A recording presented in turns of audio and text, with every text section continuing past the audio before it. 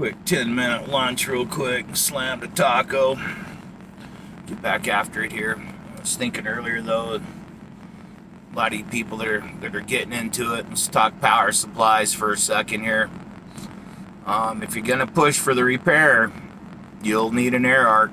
It's only a matter of time before you're scarfing some welds out. And like the 250s, the Miller Bobcats, that's 250 amps. This really isn't enough to air arc.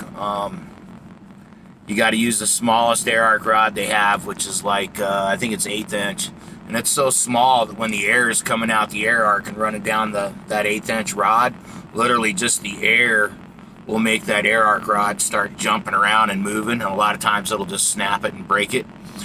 But air arcing with that little pencil lead rod sucks anyhow. So power supply wise, you need, if you're gonna do repair, you need to try to get into at least 300 amps. That's why I snagged this Trailblazer 325, because they're 100% duty cycle at 325 amps, and they're 325 amps. Whereas like the Bobcat, you know, they're 250 amps, but that's not 100% duty cycle. Your duty cycle is looked at in a 10-minute time frame. So if it's a 20% duty cycle, that means you can weld for 2 minutes out of 10. If it's a 50% duty cycle, then you can weld for 5 minutes out of 10, and you're supposed to let it cool the other 5 minutes. The Trailblazer 325 is actually 100% duty cycle at 325 amps. You don't got to worry about overworking it, and that extra 75 amps is enough to bump you up to the 1/4 inch rod. 1/4 inch rod's pretty substantial. It doesn't move and jump around with the air going around behind it, and it'll give you more headaches on that smaller rod. So, and like I said, the 250 amps is just barely runs that small rod. You're really struggling and fighting to make it work.